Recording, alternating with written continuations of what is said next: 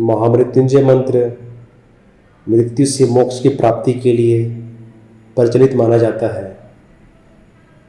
यह मंत्र भगवान शिव को बहुत पसंद है।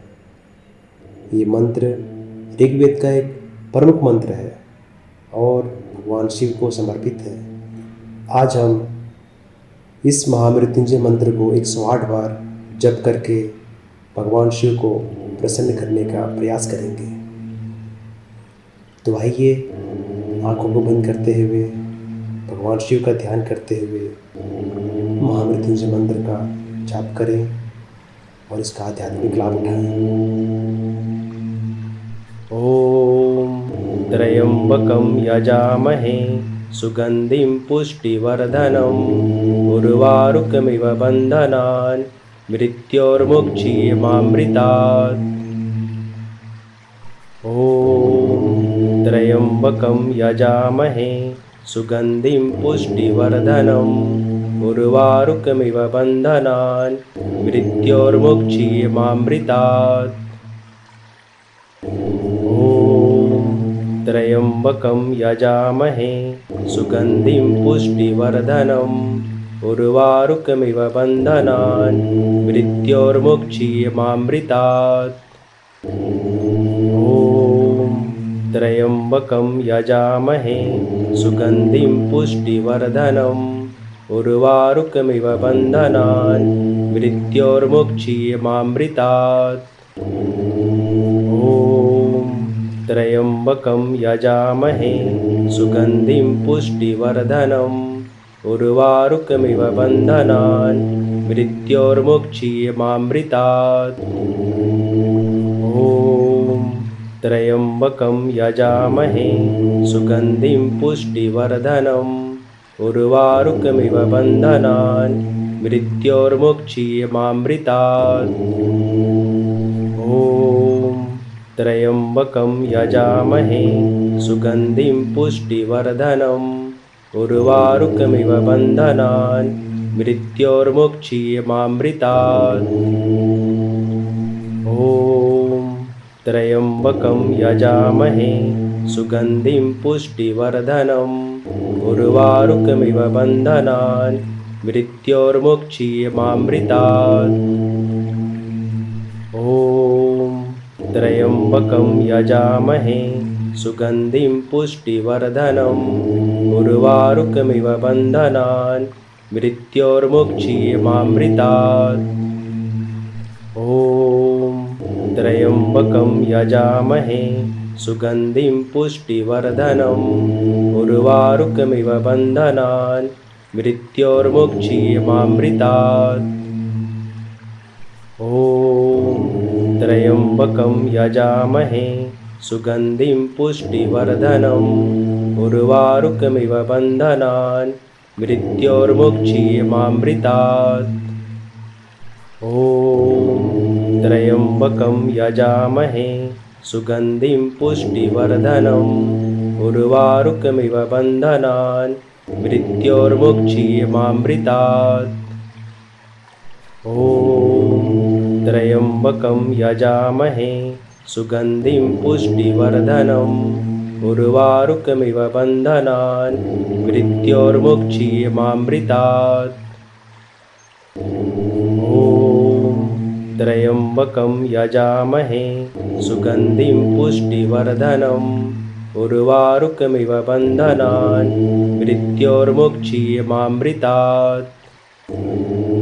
ओम त्र्यंबकं यजामहे सुगंधिं पुष्टिवर्धनम् उर्वारुकमिव बन्धनान् मृत्योर्मुक्षीयमामृतात्। ओम त्र्यंबकं यजामहे सुगंधिं पुष्टिवर्धनम् उर्वारुकमिव बन्धनान् मृत्योर्मुक्षीयमामृतात्। ओम त्र्यंबकं यजामहे सुगंधिं पुष्टिवर्धनम् उर्वारुकमिव बन्धनान् मृत्योर्मुक्षीयमामृतात्। ओम त्र्यंबकं यजामहे सुगंधिं पुष्टिवर्धनम् उर्वारुकमिव बन्धनान् मृत्योर्मुक्षीयमामृतात्। ॐ त्र्यम्बकं यजामहे सुगन्धिं पुष्टिवर्धनम् उर्वारुकमिव बन्धनान् मृत्योर्मुक्षीयमामृतात्। ॐ त्र्यम्बकं यजामहे सुगन्धिं पुष्टिवर्धनम् उर्वारुकमिव बन्धनान् मृत्योर्मुक्षीयमामृतात्। ॐ त्र्यम्बकं यजामहे सुगन्धिं पुष्टिवर्धनम् उर्वारुकमिव बन्धनान् मृत्योर्मुक्षीयमामृतात्। ॐ त्र्यम्बकं यजामहे सुगन्धिं पुष्टिवर्धनम् उर्वारुकमिव बन्धनान् मृत्योर्मुक्षीयमामृतात्। ॐ त्र्यम्बकं यजामहे सुगन्धिं पुष्टिवर्धनम् उर्वारुकमिव बन्धनान् मृत्योर्मुक्षीयमामृतात्। ॐ त्र्यम्बकं यजामहे सुगन्धिं पुष्टिवर्धनम् उर्वारुकमिव बन्धनान् मृत्योर्मुक्षीयमामृतात्। ॐ त्र्यम्बकं यजामहे सुगन्धिं पुष्टिवर्धनम् उर्वारुकमिव बन्धनान् मृत्योर्मुक्षीयमामृतात्। ॐ त्र्यम्बकं यजामहे सुगन्धिं पुष्टिवर्धनम् उर्वारुकमिव बन्धनान् मृत्योर्मुक्षीयमामृतात्। ॐ त्र्यम्बकं यजामहे सुगन्धिं पुष्टिवर्धनम् उर्वारुकमिव बन्धनान् मृत्योर्मुक्षीयमामृतात्। ॐ त्र्यम्बकं यजामहे सुगन्धिं पुष्टिवर्धनम् उर्वारुकमिव बन्धनान् मृत्योर्मुक्षीयमामृतात्। ॐ त्र्यम्बकं यजामहे सुगन्धिं पुष्टिवर्धनम् उर्वारुकमिव बन्धनान् मृत्योर्मुक्षीयमामृतात्। ॐ त्र्यम्बकं यजामहे सुगन्धिं पुष्टिवर्धनम् उर्वारुकमिव बन्धनान् मृत्योर्मुक्षीयमामृतात्।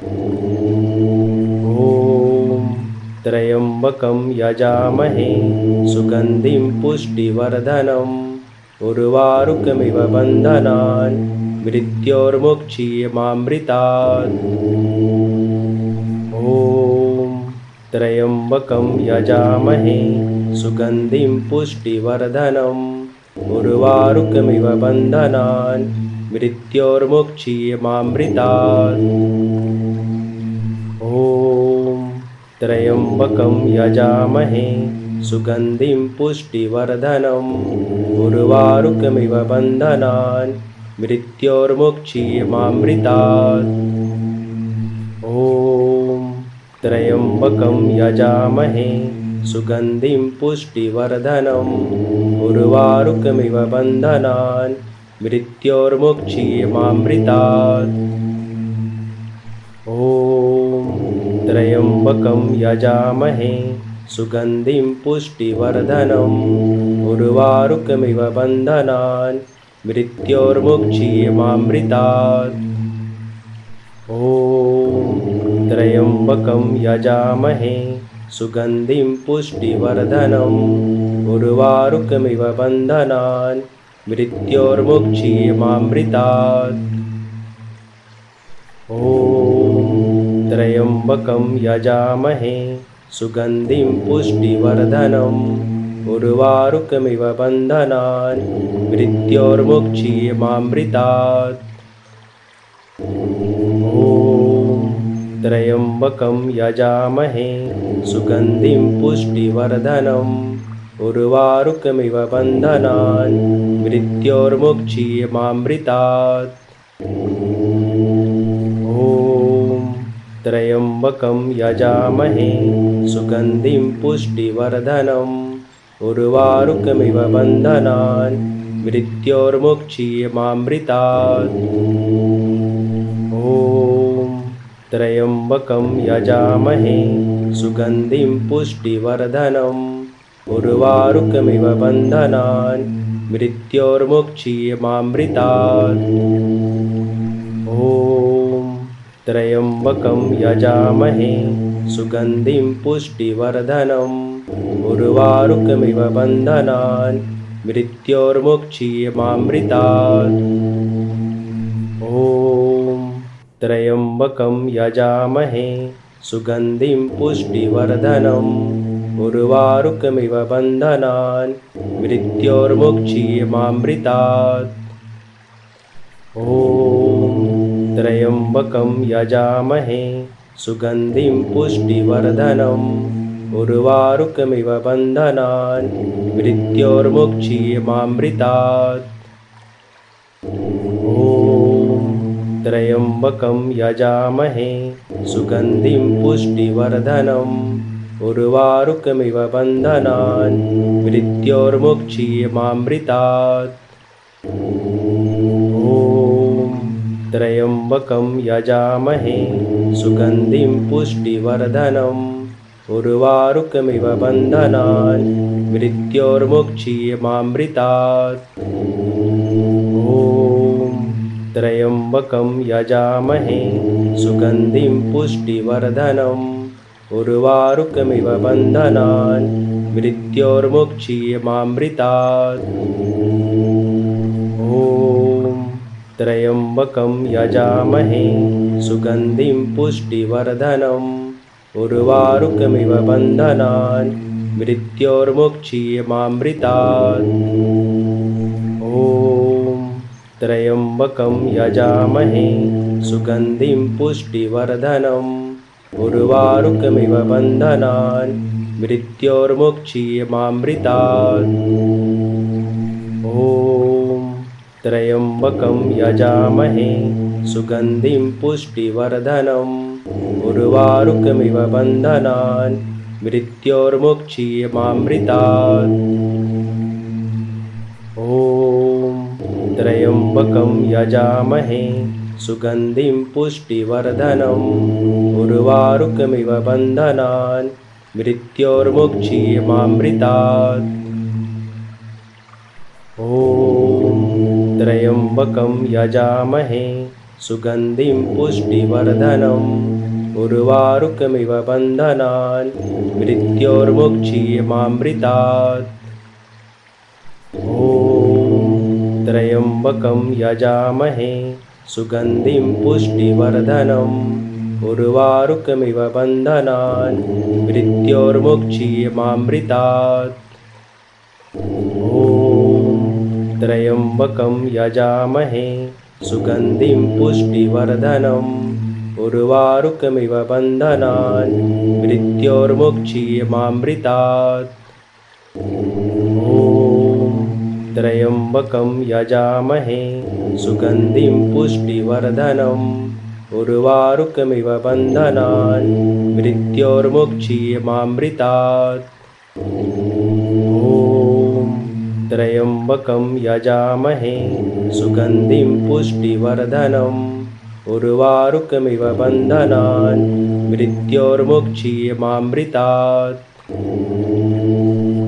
ॐ त्र्यम्बकं यजामहे सुगन्धिं पुष्टिवर्धनम् उर्वारुकमिव बन्धनान् मृत्योर्मुक्षीयमामृतात्। ॐ त्र्यम्बकं यजामहे सुगन्धिं पुष्टिवर्धनम् उर्वारुकमिव बन्धनान् मृत्योर्मुक्षीयमामृतात्। ॐ त्र्यम्बकं यजामहे सुगन्धिं पुष्टिवर्धनम् उर्वारुकमिव बन्धनान् मृत्योर्मुक्षीयमामृतात्। ॐ त्र्यम्बकं यजामहे सुगन्धिं पुष्टिवर्धनम् उर्वारुकमिव बन्धनान् मृत्योर्मुक्षीयमामृतात्। ॐ त्र्यम्बकं यजामहे सुगन्धिं पुष्टिवर्धनम् उर्वारुकमिव बन्धनान् मृत्योर्मुक्षीयमामृतात्।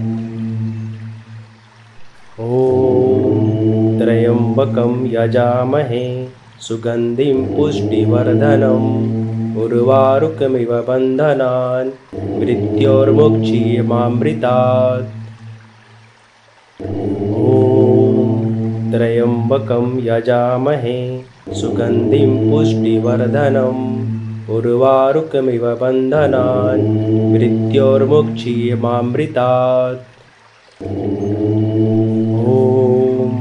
त्र्यम्बकं यजामहे सुगन्धिं पुष्टिवर्धनम् उर्वारुकमिव बन्धनान् मृत्योर्मुक्षीयमामृतात्।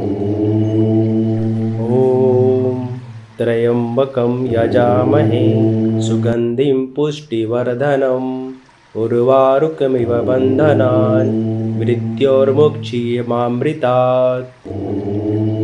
ॐ त्र्यम्बकं यजामहे सुगन्धिं पुष्टिवर्धनम् उर्वारुकमिव बन्धनान् मृत्योर्मुक्षीयमामृतात्।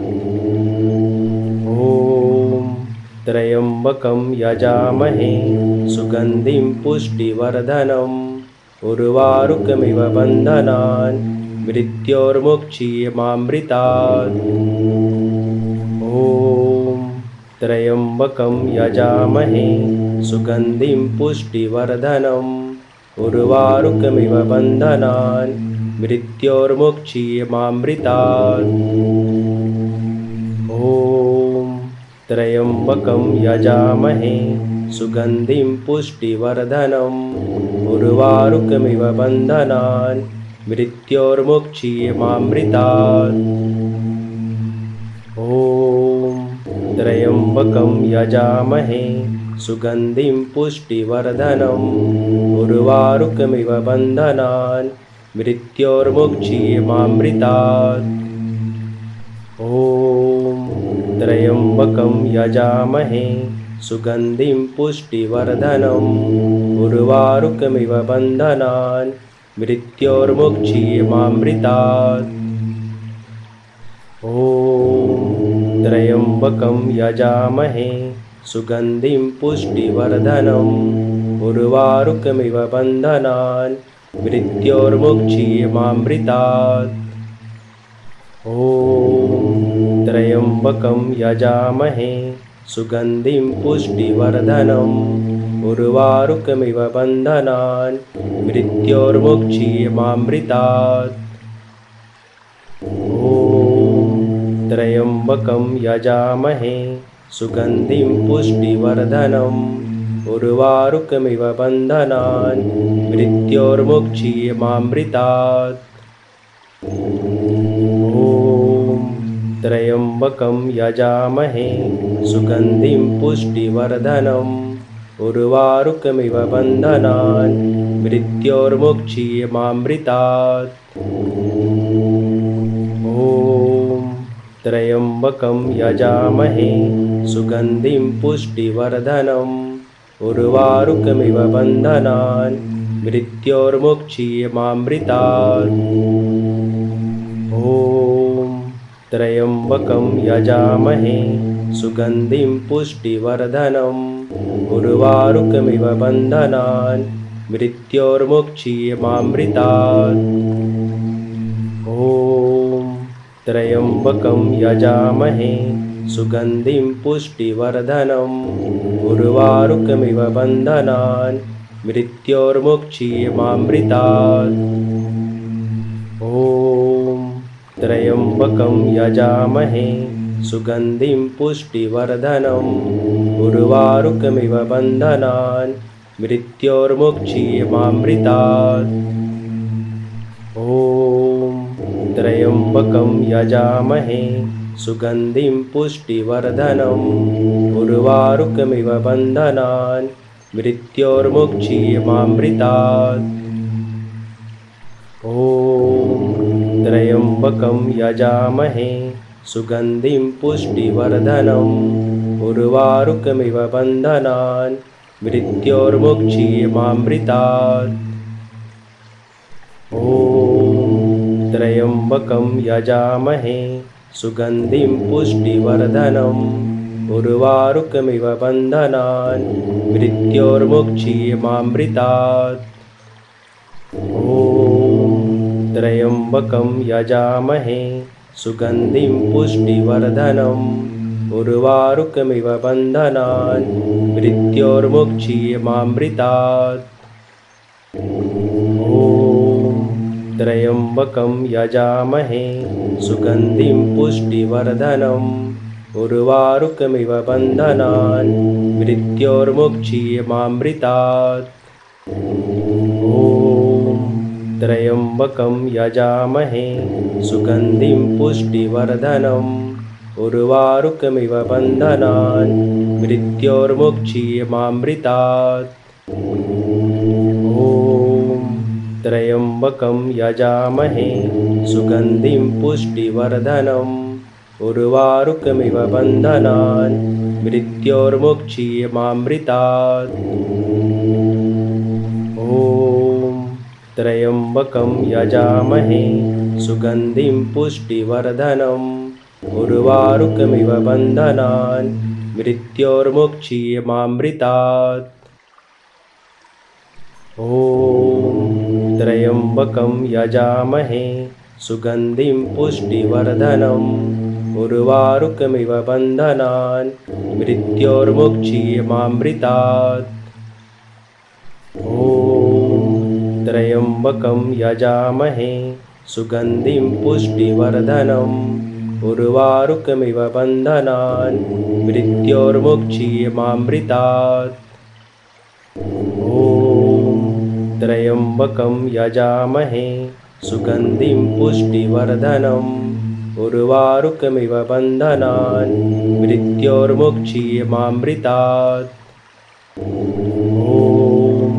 त्र्यम्बकं यजामहे सुगन्धिं पुष्टिवर्धनम् उर्वारुकमिव बन्धनान् मृत्योर्मुक्षीयमामृतात्। ॐ त्र्यम्बकं यजामहे सुगन्धिं पुष्टिवर्धनम् उर्वारुकमिव बन्धनान् मृत्योर्मुक्षीयमामृतात्। ॐ त्र्यम्बकं यजामहे सुगन्धिं पुष्टिवर्धनम् उर्वारुकमिव बन्धनान् मृत्योर्मुक्षीयमामृतात्। ॐ त्र्यम्बकं यजामहे सुगन्धिं पुष्टिवर्धनम् उर्वारुकमिव बन्धनान् मृत्योर्मुक्षीयमामृतात्। ॐ त्र्यम्बकं यजामहे सुगन्धिं पुष्टिवर्धनम् उर्वारुकमिव बन्धनान् मृत्योर्मुक्षीयमामृतात्। ॐ त्र्यम्बकं यजामहे सुगन्धिं पुष्टिवर्धनम् उर्वारुकमिव बन्धनान् मृत्योर्मुक्षीयमामृतात्। ॐ त्र्यम्बकं यजामहे सुगन्धिं पुष्टिवर्धनम् उर्वारुकमिव बन्धनान् मृत्योर्मुक्षीयमामृतात्। ॐ त्र्यम्बकं यजामहे सुगन्धिं पुष्टिवर्धनम् उर्वारुकमिव बन्धनान् मृत्योर्मुक्षीयमामृतात्। ॐ त्र्यम्बकं यजामहे सुगन्धिं पुष्टिवर्धनम् उर्वारुकमिव बन्धनान् मृत्योर्मुक्षीयमामृतात्। ॐ त्र्यम्बकं यजामहे सुगन्धिं पुष्टिवर्धनम् उर्वारुकमिव बन्धनान् मृत्योर्मुक्षीयमामृतात्। ॐ त्र्यम्बकं यजामहे सुगन्धिं पुष्टिवर्धनम् उर्वारुकमिव बन्धनान् मृत्योर्मुक्षीयमामृतात्। ॐ त्र्यम्बकं यजामहे सुगन्धिं पुष्टिवर्धनम् उर्वारुकमिव बन्धनान् मृत्योर्मुक्षीयमामृतात्। ॐ त्र्यम्बकं यजामहे सुगन्धिं पुष्टिवर्धनम् उर्वारुकमिव बन्धनान् मृत्योर्मुक्षीयमामृतात्। ॐ त्र्यम्बकं यजामहे सुगन्धिं पुष्टिवर्धनम् उर्वारुकमिव बन्धनान् मृत्योर्मुक्षीयमामृतात्। ॐ त्र्यम्बकं यजामहे सुगन्धिं पुष्टिवर्धनम् उर्वारुकमिव बन्धनान् मृत्योर्मुक्षीयमामृतात्। ॐ त्र्यम्बकं यजामहे सुगन्धिं पुष्टिवर्धनम् उर्वारुकमिव बन्धनान् मृत्योर्मुक्षीयमामृतात्। ॐ त्र्यम्बकं यजामहे सुगन्धिं पुष्टिवर्धनम् उर्वारुकमिव बन्धनान् मृत्योर्मुक्षीयमामृतात्। ॐ त्र्यम्बकं यजामहे सुगन्धिं पुष्टिवर्धनम् उर्वारुकमिव बन्धनान् मृत्योर्मुक्षीयमामृतात्। ॐ त्र्यम्बकं यजामहे सुगन्धिं पुष्टिवर्धनम् उर्वारुकमिव बन्धनान् मृत्योर्मुक्षीयमामृतात्।